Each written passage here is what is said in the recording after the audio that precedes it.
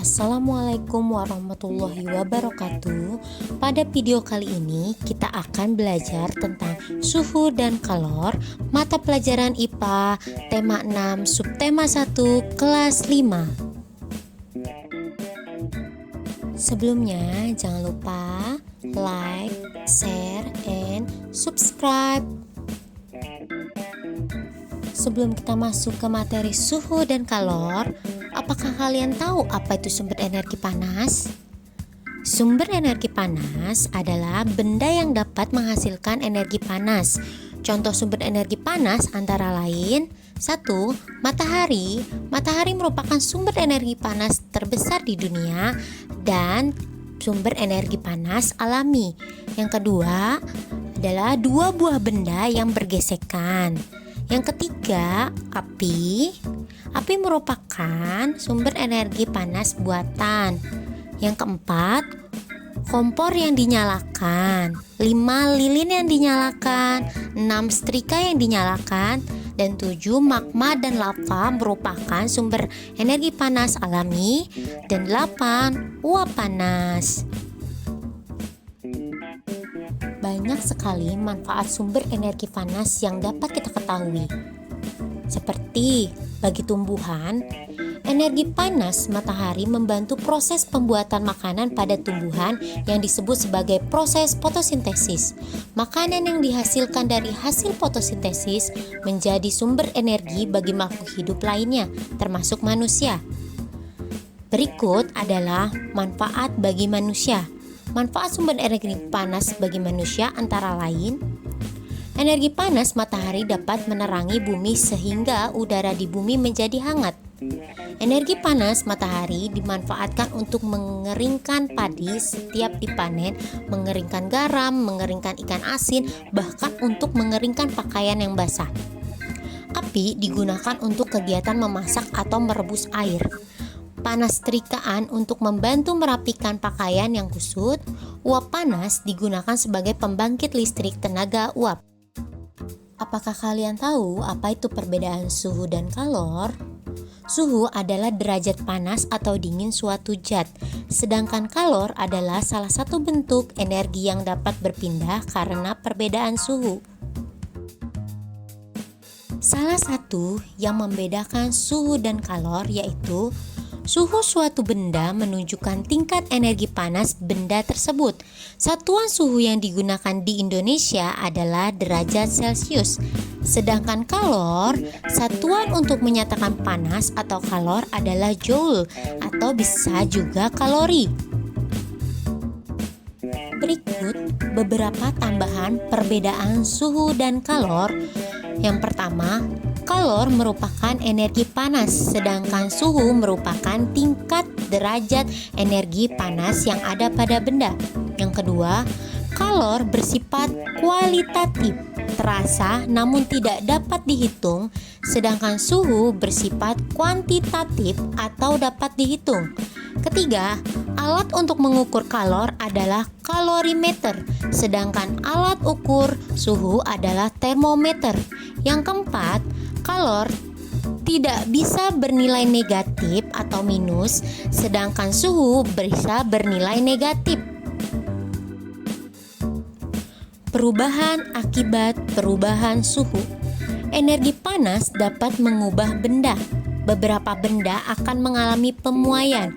Pemuaian panas adalah perubahan suatu benda yang dapat menjadi bertambah panjang, lebar, luas, atau berubah volumenya karena terkena kalor atau panas.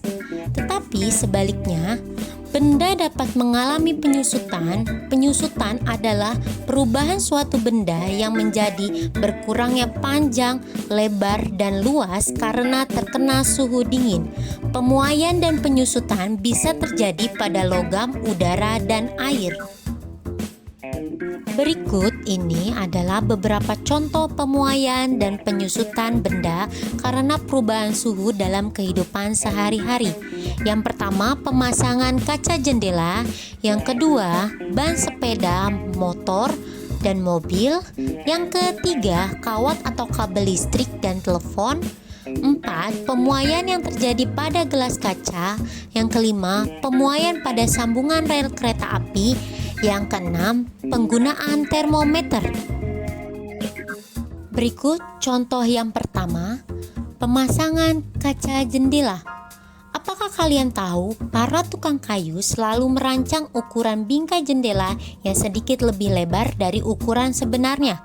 Hal ini dilakukan oleh tukang kayu dengan tujuan untuk memberikan ruang pemuaian bagi kaca saat terkena panas. Jika bingkai jendela tidak diberi ruang pemuaian, maka ketika terkena panas akan mengakibatkan kaca menjadi retak atau bahkan pecah. Selain itu, untuk menghindari keretakan kaca saat ada bunyi yang menggelegar seperti ketika ada petir atau bunyi keras lainnya. Kedua, contoh pemuaian ban sepeda atau motor dan mobil. Jika ban sepeda motor, dan ban mobil diisi udara terlalu banyak, maka ban akan mengeras dan menjadi tidak nyaman dikendarai.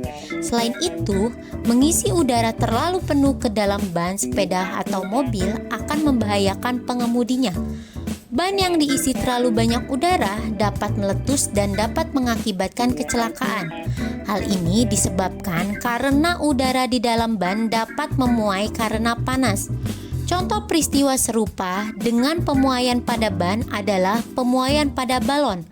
Jika balon yang sudah ditiup diletakkan di bawah terik matahari akan meletus karena udara dalam balon akan memuai karena panas matahari.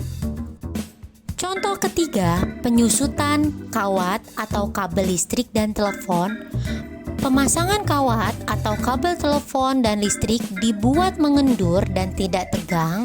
Hal ini dilakukan dengan tujuan agar kawat atau kabel tidak putus pada malam hari ketika mengalami penyusutan. Selain itu, agar kawat atau kabel tidak putus jika tertimpa pohon yang tumbang. Keempat, pemuaian yang terjadi pada gelas kaca. Pernahkah kamu melihat sebuah gelas kaca yang tiba-tiba pecah atau retak ketika dituangi air panas? Hal ini terjadi karena adanya pemuaian yang tidak merata pada bagian gelas. Oleh karena itu, disarankan agar tidak menuangi gelas basah atau gelas dingin dengan air panas yang baru mendidih. Kelima, pemuaian pada sambungan rel kereta api. Sambungan pada rel kereta api dibuat ada celah antara dua batang rel. Hal ini dilakukan untuk memberikan ruang muai sehingga saat terkena panas, rel tersebut tidak melengkung. Rel yang melengkung akan membahayakan gerbong kereta yang melewatinya. Contoh terakhir, penggunaan termometer. Termometer akan ditempelkan ke beberapa bagian tubuh seperti dalam mulut atau ketiak. Tujuannya adalah untuk mengukur suhu panas tubuh. Setelah beberapa lama, cairan di dalam termometer akan naik karena terjadi pemuaian setelah mendapatkan panas dari tubuh. Cairan akan berhenti pada angka tertentu untuk menunjukkan suhu tubuh. Ketika termometer tidak digunakan, akan kembali turun karena mengalami penyusutan. Demikian tadi materi IPA, suhu dan kalor. Cukup sekian dari saya, semoga bermanfaat. Sampai jumpa pada materi selanjutnya. Terima kasih. Wassalamualaikum warahmatullahi wabarakatuh.